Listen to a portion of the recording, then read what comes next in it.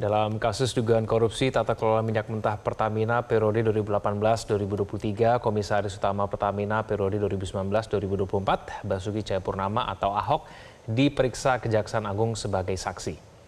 Ya, dan untuk mengetahui informasi terkini telah terhubung bersama kami Andre Septian dari Gedung Kejaksaan Agung Jakarta. Andre, apakah pemeriksaan Ahok sudah selesai dan apakah catatan dan dokumen yang dibawa Ahok yang diserahkan ke Kejagung? Iya, Fitri dan juga Egan, mengenai apakah dokumen yang dibawa oleh Ahok tadi pagi sudah diserahkan kepada pihak penyidik yang Jampitsus Kejagung. Hal inilah yang tentunya juga masih awak media tunggu karena memang proses pemeriksaan terhadap Ahok dalam kapasitasnya sebagai saksi dalam kasus dugaan korupsi tata kelola minyak mentah dan juga pada PT Pertamina Subholding dan juga kontraktor kerjasama tahun 2018 sampai 2023 ini masih berlangsung. Artinya sudah lebih dari 7 jam Ahok, mantan Komisaris Utama PT Pertamina tahun 2019-2024 ini diperiksa oleh penyidik Kejaksaan Agung. Dan tentunya menjadi menarik, Egan dan juga Fitri, apa yang sebenarnya materi pemeriksaan terhadap Ahok. Karena jika kita lihat pernyataan Ahok pada tadi pagi bahwa Ahok sangat yakin, Ahok juga sangat ingin membantu pihak Kejaksaan Agung untuk mengungkap kasus dugaan korupsi PT Pertamina Subholding dan juga kontraktor kerjasama yang merugikan negara hampir 200 triliun atau tepatnya sekitar 193,7 triliun rupiah.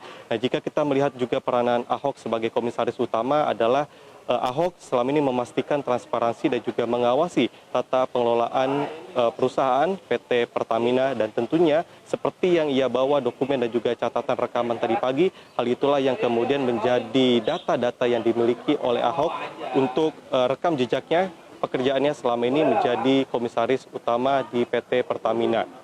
Dan kemudian tentunya catatan-catatan tersebut jika kita analisa maupun videonya sudah mungkin adalah catatan rekaman mengenai rapat-rapat kerja antara Dewan Komisaris dan juga Dewan Direksi baik di PT Pertamina maupun di Subholdingnya terkait dengan apa keputusan yang disarankan oleh Dewan Komisaris dengan apa yang kemudian dijalankan oleh Dewan Direksi, terutama adalah para tersangka yang sudah ditetapkan oleh Kejagung ini. Kemudian juga hal inilah yang selama ini Ahok sudah sering melontarkan pada publik mengenai kritis dia tentang pengelolaan di PT Pertamina, terutama adalah masalah penyediaan minyak atau maksud kami pengadaan minyak dan juga efisiensi kilang. Hal inilah yang kemungkinan akan digali lebih dalam oleh Kejaksaan Agung, apakah nantinya akan ditemukan bukti-bukti baru, apakah ditemukan aktor-aktor baru, dan juga apakah nantinya akan ada ketidaksesuaian antara apa yang disarankan oleh Dewan Komisaris kepada Dewan Direksi yang kemudian menjadi celah-celah korupsi yang terbukti hingga hari ini adalah totalnya 193,7 triliun rupiah. Kevin dan juga Fitri.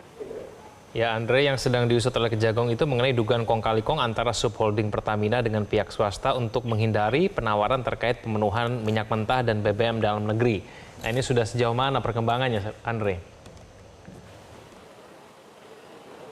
Ya, Kevin, Egan, untuk pengembangan dalam kasus korupsi ini kemarin memang ada pernyataan dari pihak Kejagung bahwa sudah ada sekitar 9 orang dari jajaran pejabat teknis PT Kilang Minyak Pertamina Internasional untuk mendalami kasus dugaan korupsi ini.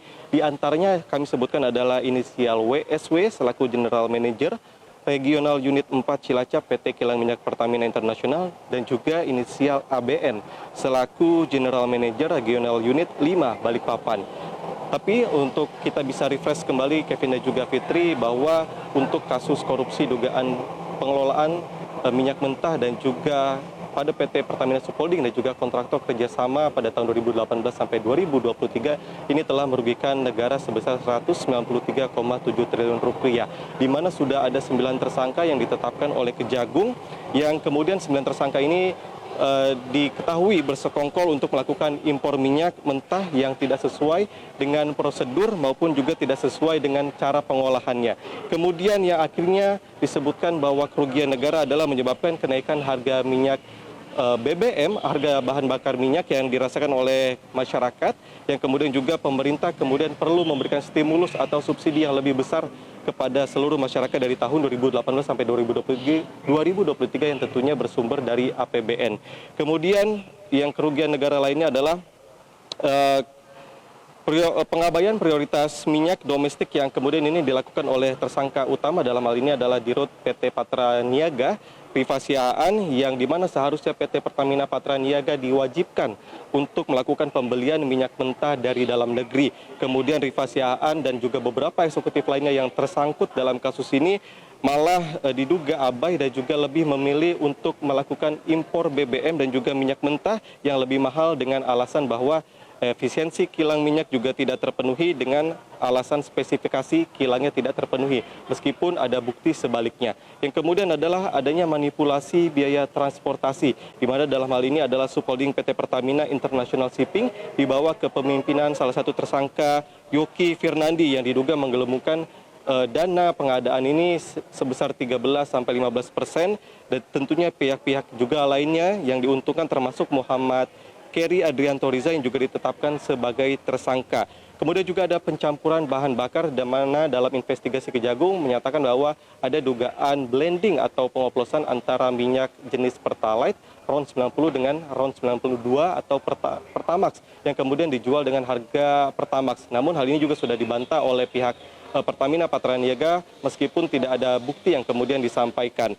Kemudian juga ada dalam konferensi pers di Jakarta pada Senin tanggal 3 Maret lalu yang akhirnya membuktikan selama ini adalah akhirnya PT Pertamina menyatakan bahwa memang alasan mereka masih melakukan impor minyak dan juga BBM dalam produk BBM adalah karena memang produksi dalam negeri belum bisa mencukupi permintaan dan alhasil sebagai kebutuhannya adalah melakukan impor. Dan kami masih menunggu apakah nanti keterangan yang akan disampaikan oleh pihak Kejagung maupun keterangan yang akan disampaikan oleh Ahok, karena selama ini memang Ahok sangat gentar untuk sangat yakin untuk bisa memberikan bantuan kepada Kejagung untuk memberikan untuk mengungkap aktor-aktor besar lainnya. Kevin dan juga Fitri, sementara demikian.